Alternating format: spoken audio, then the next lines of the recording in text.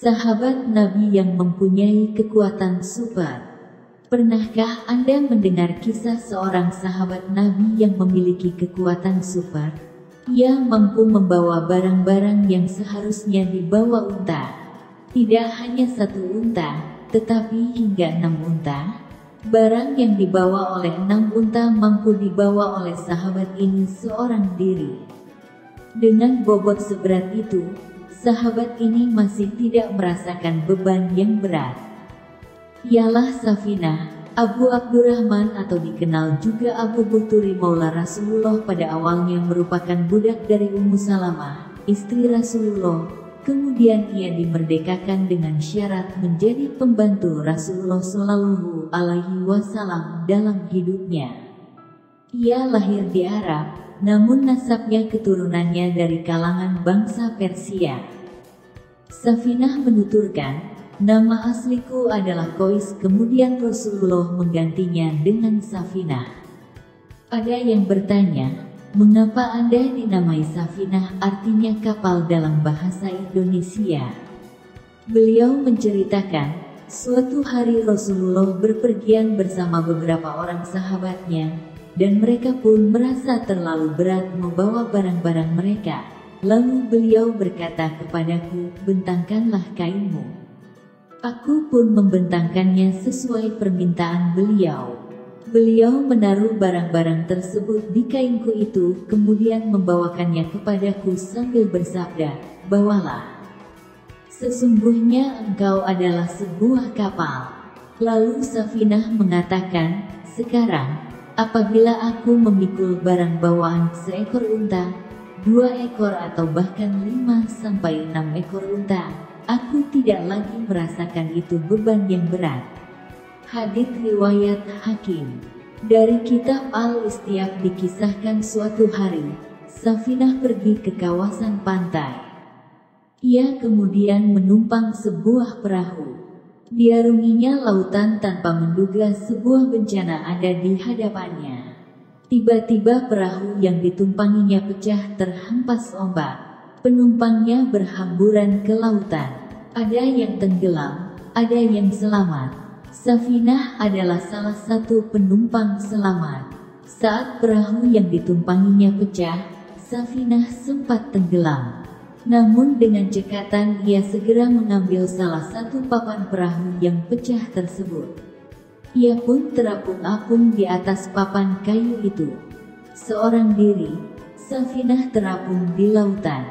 Ia hanya bisa pasrah mengikuti kemana ombak akan membawanya. Satu-satunya yang bisa ia lakukan hanya bertawakal. Lalu tiba-tiba angin bertiup sangat kencang. Ombak di lautan menjadi sangat ganas. Tubuh Safinah terpelanting mengikuti arah angin. Allah lah yang maha menyelamatkan. Ternyata angin itu justru membawa tubuh Safinah ke daratan. Safinah mendarat di sebuah pulau yang berisi hutan belantara. Ia pun memasuki hutan itu dengan keberaniannya. Safinah merasa aman berada di dalam hutan. Ia tak lagi terombang-ambing di lautan. Ia terus menelusuri hutan itu mencari jalan keluar. Berharap ada sebuah kampung di balik hutan belantara yang lebat itu. Namun Safinah terus berjalan dan berjalan.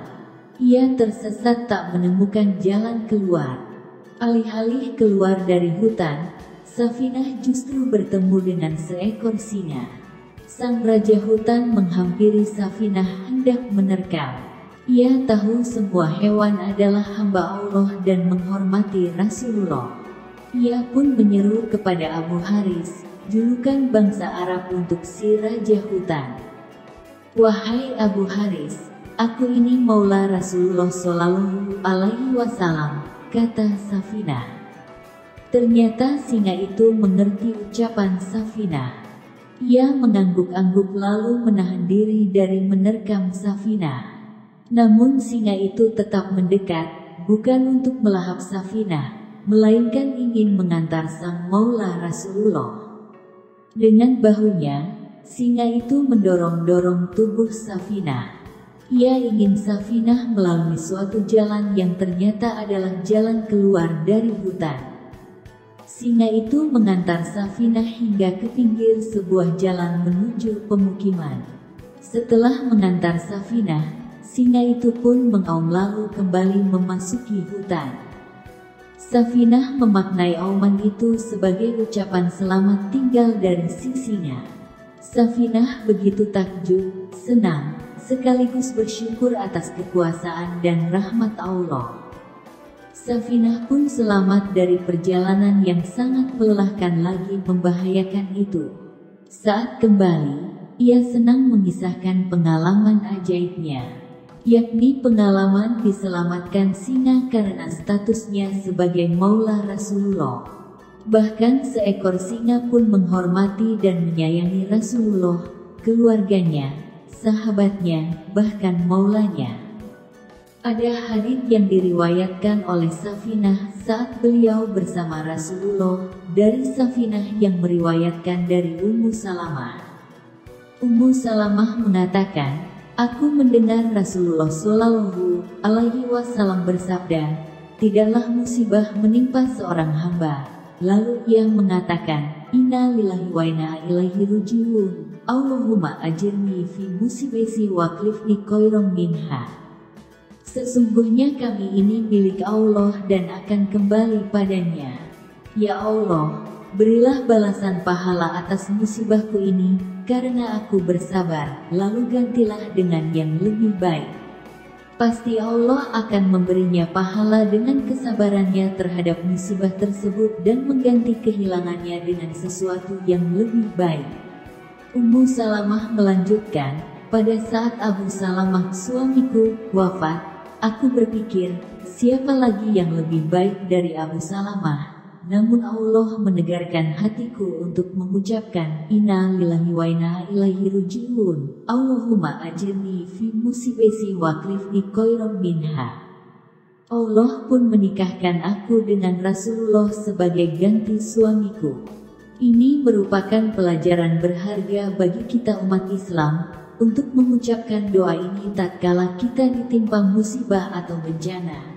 Mudah-mudahan Allah menggantikan kehilangan yang kita alami saat musibah tersebut dengan sesuatu yang lebih baik. Safinah wafat di zaman Hajjaj bin Yusuf memerintah kota Madinah. Semoga Allah meridhoi dan merahmati sahabat Nabi Shallallahu Alaihi Wasallam yang mulia ini.